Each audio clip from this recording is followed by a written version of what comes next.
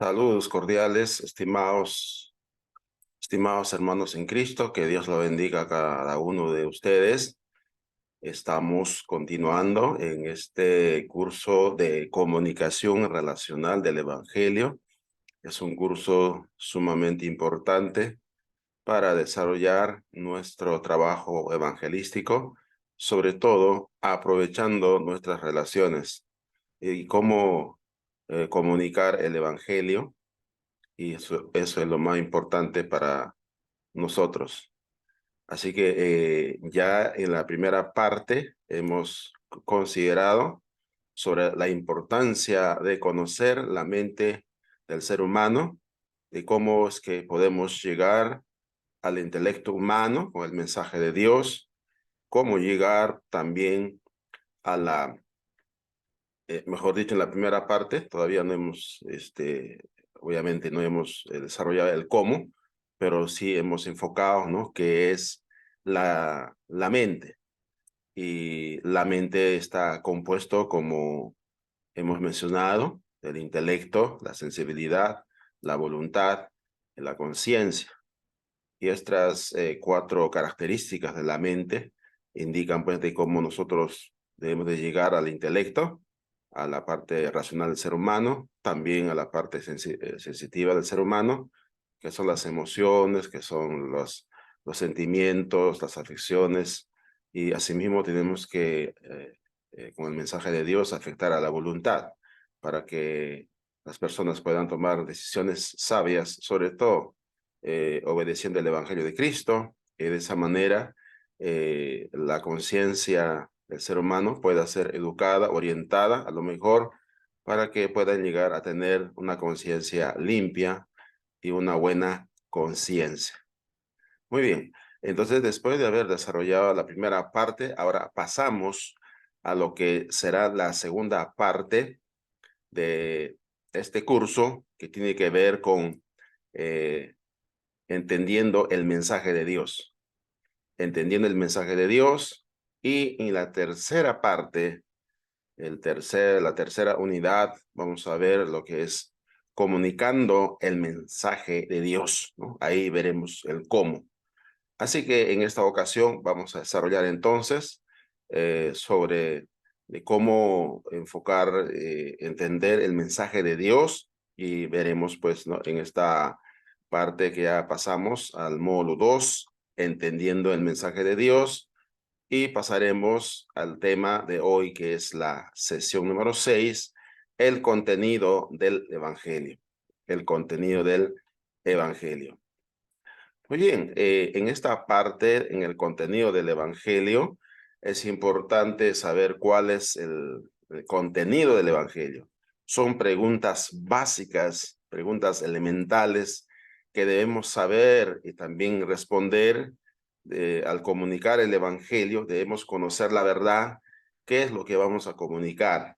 Es decir, debemos de saber el mensaje de Dios que debe ser comunicado a las personas. Y entendemos que en la Biblia hay muchos temas. Podemos hablar a la gente de la creación, podemos hablar a la gente de la historia de Abraham, de Jacob, de José, de Moisés, de Samuel, de David, de Salomón. En fin, podemos hablar de muchos temas del Antiguo Testamento, de los profetas, del Nuevo Testamento. Podemos hablar, pues, ¿no? De los milagros de Jesús, y también podemos hablar, pues, de las actividades, por ejemplo, misioneras del apóstol Pedro, del apóstol Pablo, en fin, hay una variedad de temas que podemos hablar con la gente. Pero hay un enfoque claro que debemos de hacer nosotros, ¿no? El mensaje que salva a las personas. El conocimiento en general de la Biblia no nos salva, ¿no? Mucha gente conoce la historia de la Biblia, pero eso no le hace salvo. Así que debemos considerar entonces qué es lo que salva a la gente. Entonces, es por eso que tenemos que enfocarnos en el mensaje de Dios para nuestro tiempo, el Evangelio. Y en esta primera parte del contenido del Evangelio, vamos a enfocarnos en los hechos del Evangelio. El hecho de la muerte de Cristo. el hecho de la muerte de Cristo es la primera parte que vamos a considerar en esta sección, y creemos que durante la crucifixión ocurrieron varios hechos que fueron eventos que eran innegables por los presentes, tanto judíos, gentiles y también asimismo romanos, ¿no? La muerte de Cristo es una realidad histórica, es un hecho que donde participaron ciudadanos, autoridades políticas, autoridades religiosas, y, y ellos fueron testigos oculares, ¿no?, de lo que pasó en la historia de la vida de Jesús, así que en la muerte de Cristo. El entendimiento de estas verdades es necesario entonces para poder presentar el Evangelio como un hecho. El Evangelio no es una idea, no es una ideología, no es algo, una fantasía, una ilusión, ¿no? Una ilusión religiosa, algo que, pues, ¿no? Que los seres humanos, dice que sufrimos y para amortiguar, para apaciguar, ¿no? El dolor, el sufrimiento, los seres humanos, pues, dice que han creado, pues, la religión, ¿no? Para aplacar, ¿no? O para satisfacer esa necesidad, ese sufrimiento, calmar ese sufrimiento. Y para nosotros el Evangelio no es para calmar alguna necesidad, alguna ilusión, algún sufrimiento, sino es un mensaje de vida. Es un mensaje de vida, sí, que efectivamente nos puede sanar de las preocupaciones, de las ilusiones, que a veces podemos tener ilusiones falsas. Naturalmente nos puede sanar, pero el enfoque no es precisamente calmar algunos sufrimientos, algunos dolores de las personas, sino traer un mensaje importante para los seres humanos. Muy bien, el hecho de la muerte de Cristo es tan importante para nosotros porque no es una historia ficticia este hecho, ¿no? Por eso llevamos el hecho de la muerte de Cristo. Es un hecho. Y en ese hecho ocurrieron eventos particularmente, pues, que se desarrolló, por ejemplo, en la ciudad de Jerusalén, donde Jesucristo, pues, enfrentó, y allí el escritor del Evangelio de Lucas, sobre todo, pues, indagó y una serie de hechos significativos que se desarrollaron, ¿no? En esa parte del mundo.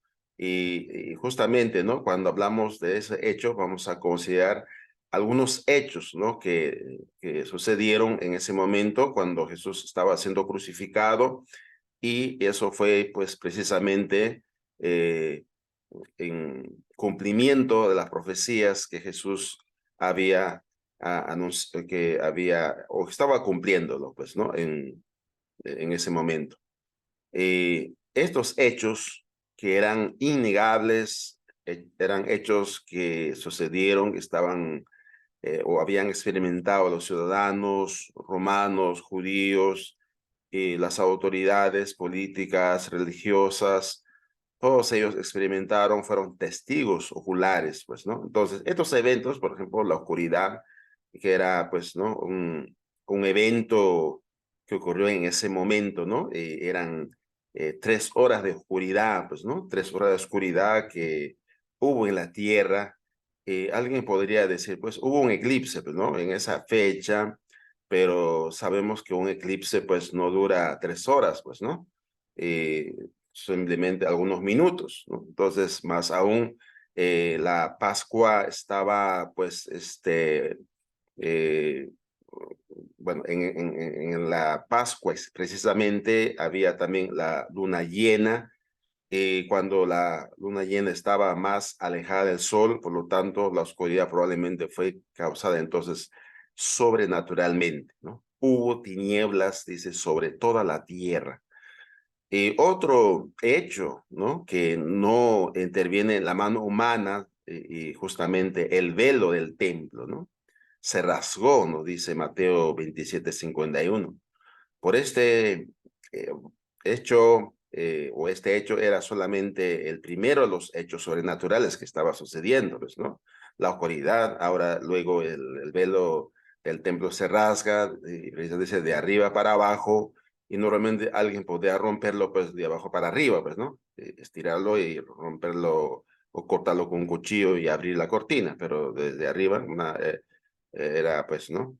Un hecho sobrenatural, ¿no? Lo que estaba pasando ahí.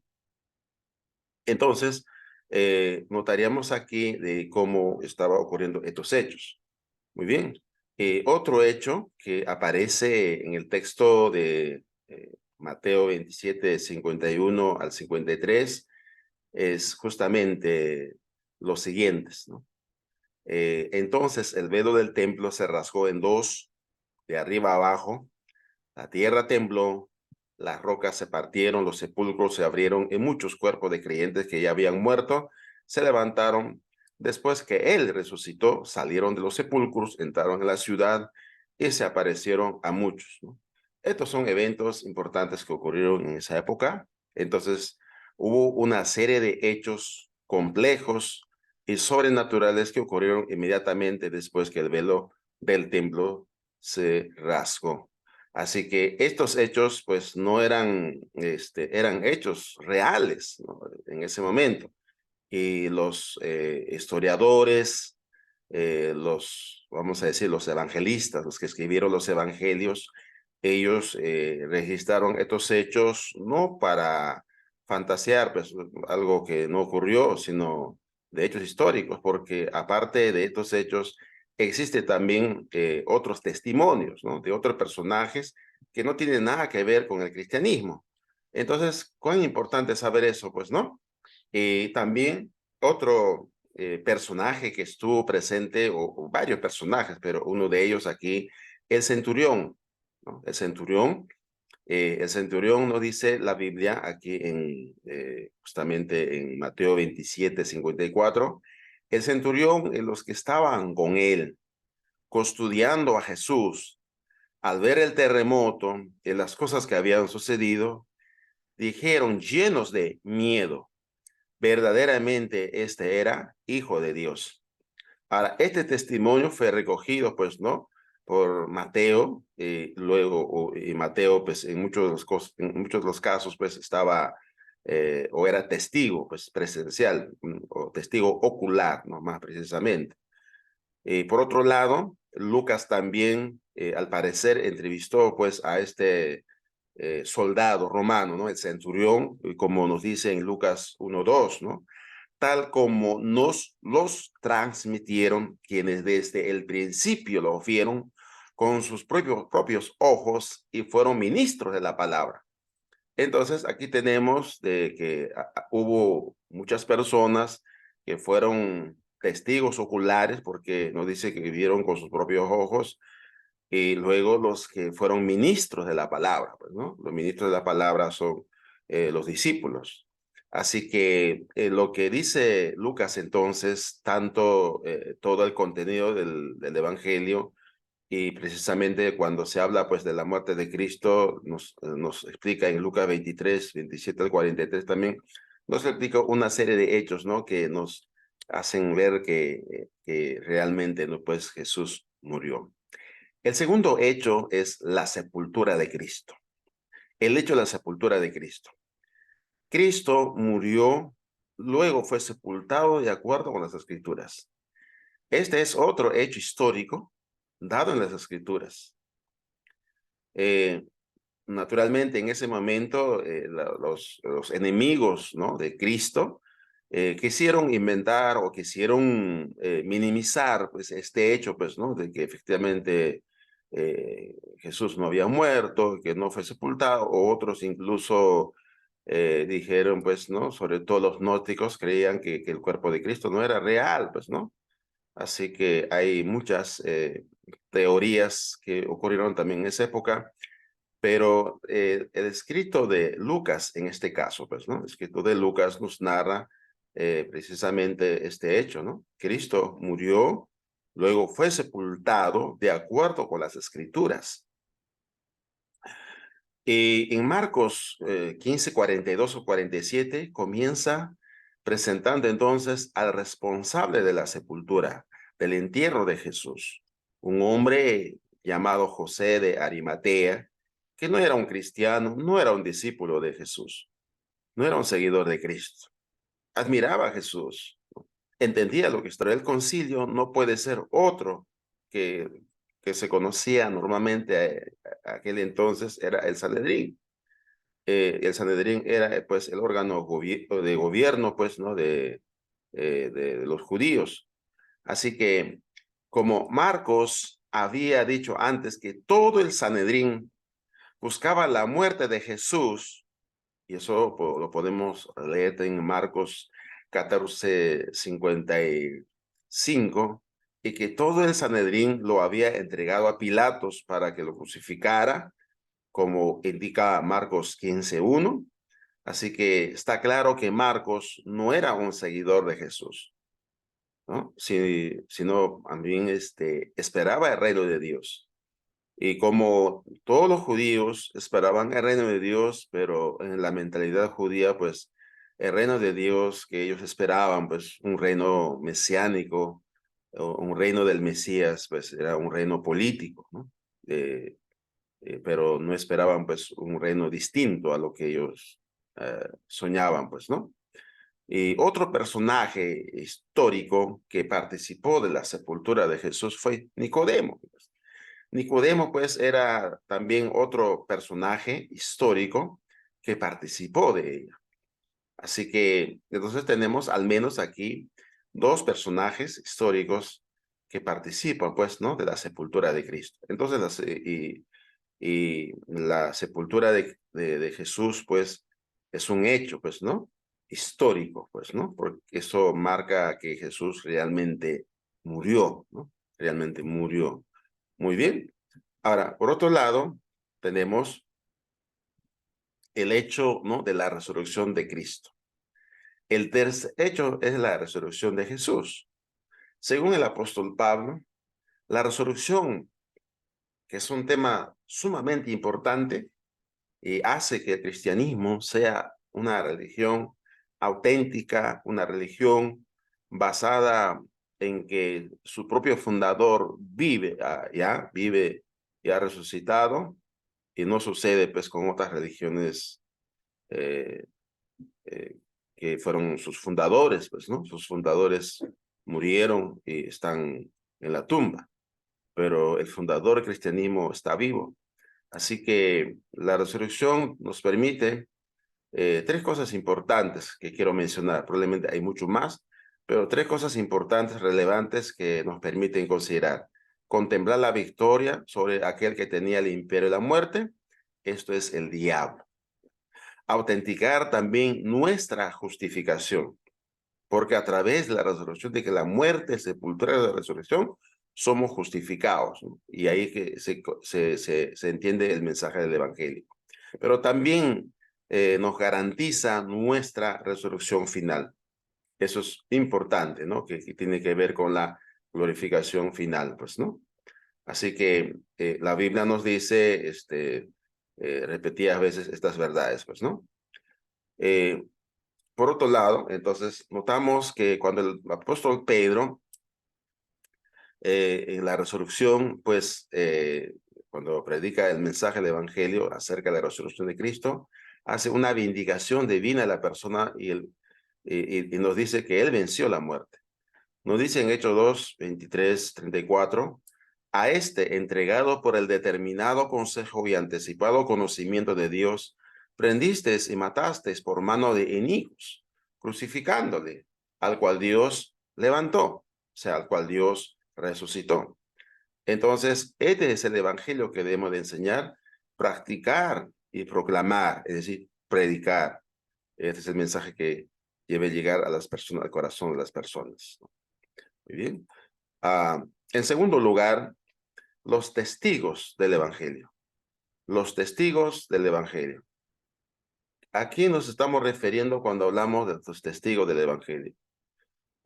Naturalmente hay dos testigos principales, el Antiguo Testamento y el Nuevo Testamento, y sobre todo consideraremos, ¿no?, sobre los apóstoles. Bien, el testimonio del Antiguo Testamento nos habla de los mensajes o profecías, ¿no?, que fueron anunciados por los profetas. Y de allí que el apóstol Pedro, el apóstol Pablo, citan varias, ¿no?, varias citas bíblicas del Antiguo Testamento y utilizan esta frase, ¿no?, conforme a las Escrituras. Así que los apóstoles conocían los escritos veterotestamentarios acerca de Jesús. Tras su resurrección, relacionaron el cumplimiento de las Escrituras con su muerte y resurrección. Y conforme a las profecías dadas en el Antiguo Testamento, que hablaban del propósito eterno de Dios para la salvación por el Evangelio. Entonces, el Antiguo Testamento, entonces, es un anuncio importante. Y jamás las palabras de Jesús dejarían de resonar en sus oídos. Y cuando Lucas relata y lo que había recogido la información, Jesús había dicho estas palabras, ¿no? Era necesario que se cumpliese todo lo que está escrito de mí en la ley, en los profetas y en los salmos. Es decir, en todo el Antiguo Testamento. Entonces Jesús dio cumplimiento todo el Antiguo Testamento. Cuando nos dice el texto, la ley de Moisés, se está refiriendo pues a la Torah. Y cuando dice y en los profetas, esto nos está hablando de la segunda división del Antiguo Testamento. Y en los Salmos se está refiriendo, ¿no?, a la tercera división del Antiguo Testamento, que eran los escritos. Así como los judíos dividían, pues, el Antiguo Testamento en tres partes, ¿no? La Torah, los profetas y los escritos. Era por ello entonces por lo que los apóstoles afirmaban que ellos no eran innovadores, ¿no?, o de una nueva religión, no eran los inventores del mensaje, sino que o el mensaje que ellos estaban predicando era pues una profecía dada ya en el Antiguo Testamento y que en Jesús se estaba cumpliendo. Muy bien. También el testimonio de los apóstoles. Los apóstoles narran los hechos del Nuevo Testamento y lo hacen pues en calidad de testigos oculares o como investigadores rigurosos. Eso es importante. Por ejemplo, Lucas no era un apóstol, pero fue un investigador riguroso y pues investigó de primera mano aquellos que fueron testigos oculares. Y entonces, cuando leemos las escrituras del Nuevo Testamento, notamos tres características importantes. Tres características importantes y que esto sea, pues, ¿no?, una base para entender que el testimonio de los apóstoles era muy importante y también presentar a Jesús como el Hijo de Dios. Y ellos narraban, pues, ¿no?, como testigos, por eso decimos el testimonio de los apóstoles como testigos oculares, y lo hacían, ¿no? La primera característica es lo siguiente: la naturalidad con que sus escritos son presentados, pues, ¿no? O son presentados los relatos de la resurrección, por ejemplo, ¿no?, incluidos los hechos sobrenaturales. El realismo que rodea cada escrito encaja perfectamente con el sentimiento de ser veraces. Y también la responsabilidad que sentían en cuanto al propósito de su testimonio. Entonces, estas tres características hacen que el testimonio que ellos dan en el Nuevo Testamento sean genuinos, ¿no?, sean verídicos, están basados en hechos reales, pues, ¿no? Muy bien. Ahora, también los testigos de la muerte de Jesús que se mencionan son los siguientes, ¿no? Ya hemos citado y hemos hablado sobre el centurión romano. El centurión romano que estaba cerca de la cruz, él le vio morir. Y aquellos que aguardaban también la tumba. Las mujeres que siguieron a Jesús desde Galilea hasta Jerusalén, es que le vieron morir en la cruz y también cómo lo colocaban en el sepulcro. Y José de Arimatea, pues, que recogió su cuerpo muerto y le dio sepultura. Entonces, esto es muy importante entonces entender lo que estaba ocurriendo en ese entonces. Entonces tenemos los testigos del Evangelio, los apóstoles, y en realidad pues no hace verídico esto. Ahora, el testimonio de los apóstoles no solamente es el hecho de narrar la historia o recordar de la historia los hechos que habían ocurrido. Los apóstoles tenían también una tremenda carga, ¿no?, por el querigma. El querigma es la predicación de los hechos históricos y cuyo protagonista era Jesús. Y por la didaje o didaqué o didaché, la enseñanza recibida de él y confirmada por el mismo Espíritu Santo. Así que entonces es importante el querigma y el didaje. El querigma es la predicación. Era una predicación de hechos, ¿no? No una predicación, ¿no?, imaginada, no era una predicación ficticia de cuentos, de hadas, sino de un hecho histórico, ¿no?, que es la muerte, sepultura, resurrección de Cristo. Y luego el idaje, que tiene que ver con la enseñanza, con la educación. Entonces la enseñanza naturalmente estaba basada, pues, ¿no?, en lo que Jesús enseñó. Y el mismo Jesús ordenó a sus discípulos que enseñemos, ¿no?, todo lo que hemos oído de él, y él estará con nosotros todos los días hasta el fin del mundo. Entonces, la fidelidad del testimonio de los apóstoles es indudablemente clara y objetiva, no dejando ninguna duda en el mensaje del Evangelio. Muy bien, entonces hay muchas citas para poder leer esto, pero lo que queremos entender es que el mensaje que predicamos nosotros está basado, pues, ¿no?, en la palabra de Dios, ¿no?, en los testimonios del Antiguo Testamento y en los testimonios también de los apóstoles. Muy bien. Las afirmaciones del Evangelio, la declaración del Evangelio.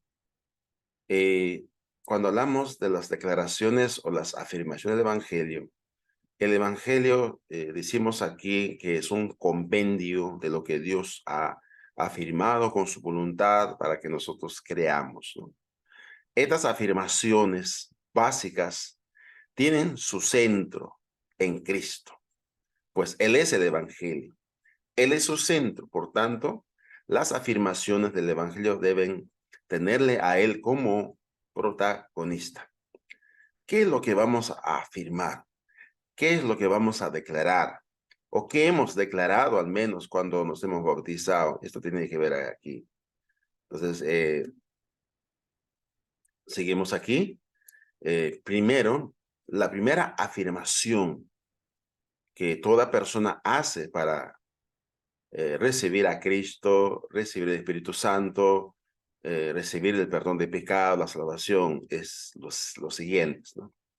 Jesús es el Hijo de Dios. ¿Qué significa la afirmación de que Jesús es el Hijo de Dios?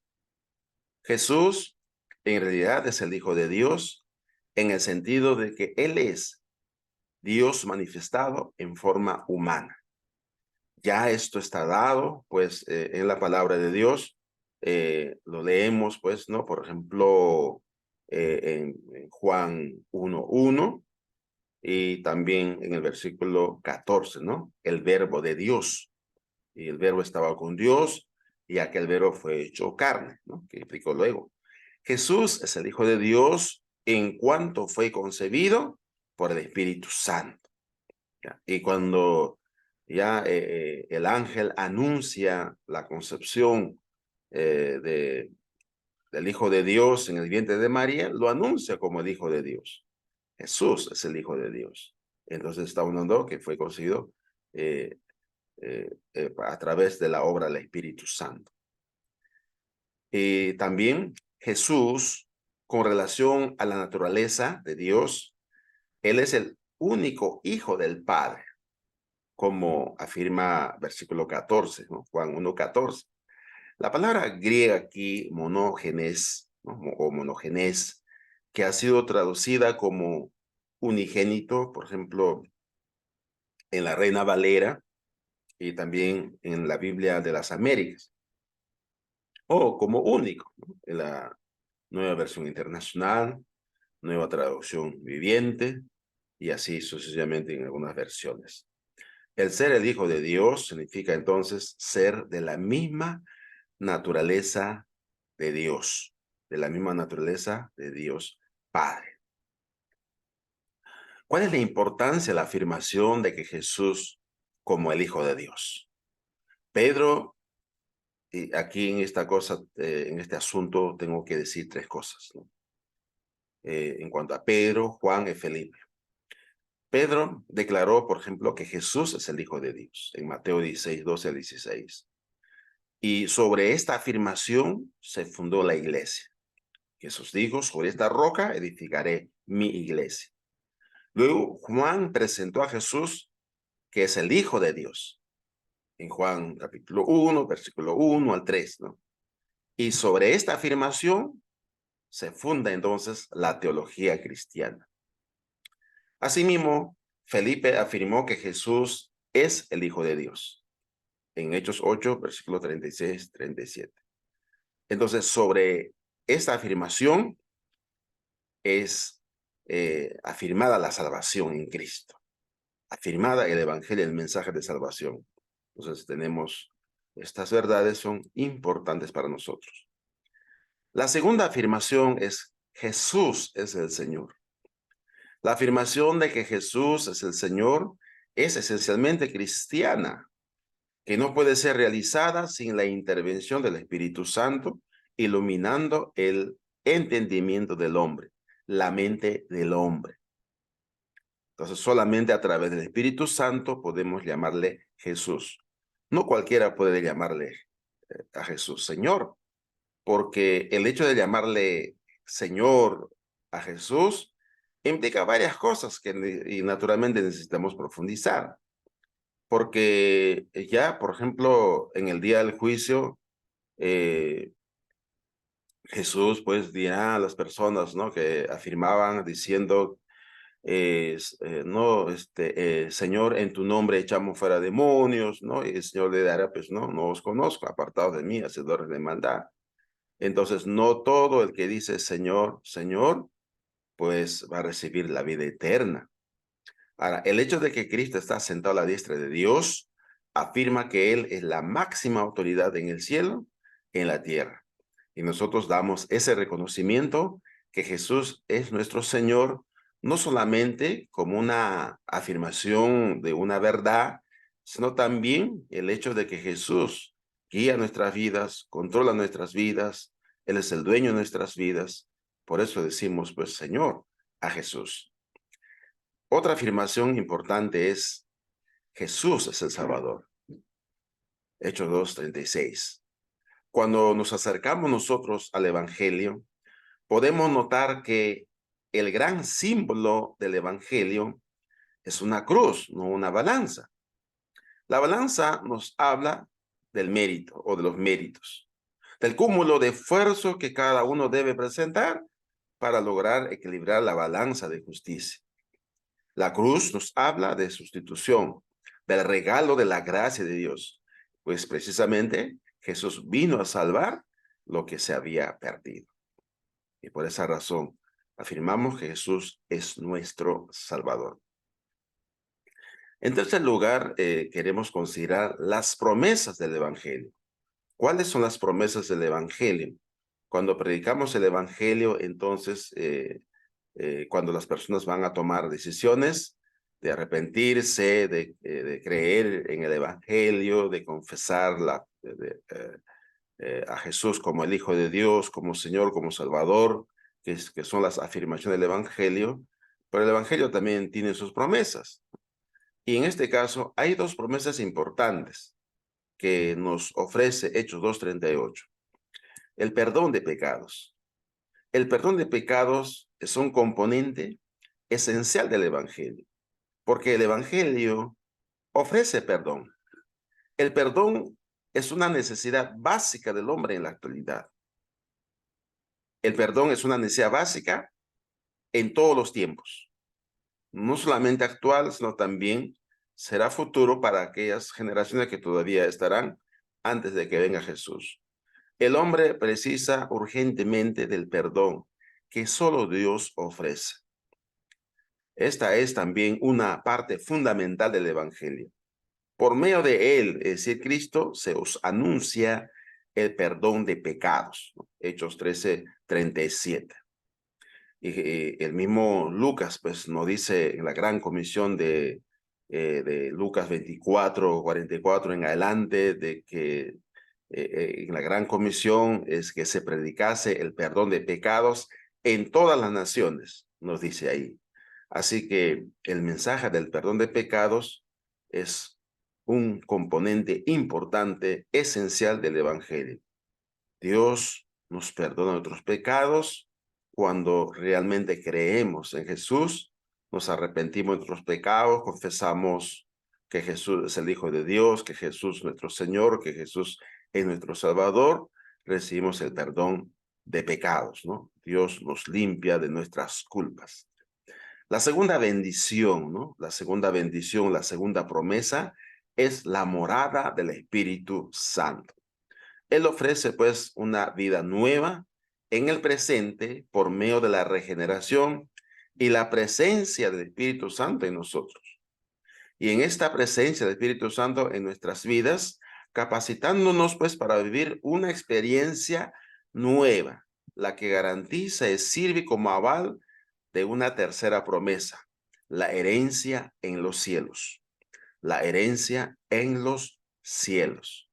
Entonces, diríamos, ¿no?, que hay dos promesas importantes para el presente, pero hay una tercera promesa que es la herencia en los cielos. Esa herencia en los cielos todavía no hemos recibido. Ya hemos recibido, pues, la promesa del perdón de pecados, ya hemos recibido la morada del Espíritu Santo, pero la herencia eterna en los cielos aún estamos por esperar cuando Jesús venga por segunda vez. Queridos hermanos, en esta lección entonces hemos considerado 4 puntos importantes en el contenido del Evangelio, y que estos 4 elementos básicos son los siguientes. Los hechos del Evangelio. Siempre nosotros predicaremos sobre estos hechos del Evangelio. Hablaremos de los testigos del Evangelio, porque el Evangelio ya ha sido anunciado de antemano en el Antiguo Testamento. Algunos llaman el protoevangelio, pero ya había sido anunciado, pero ya se hizo una realidad en el Nuevo Testamento. Las afirmaciones del Evangelio son aquellas declaraciones que hacemos nosotros para ser bautizados y recibimos las promesas del Evangelio. Así que, mis queridos hermanos, Dios nos siga bendiciendo en esta lección que que hemos aprendido, estas cuatro hechos de contenido del Evangelio.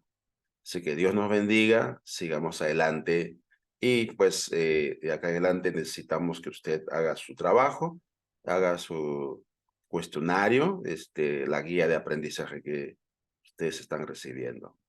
Muchas gracias, Dios los bendiga.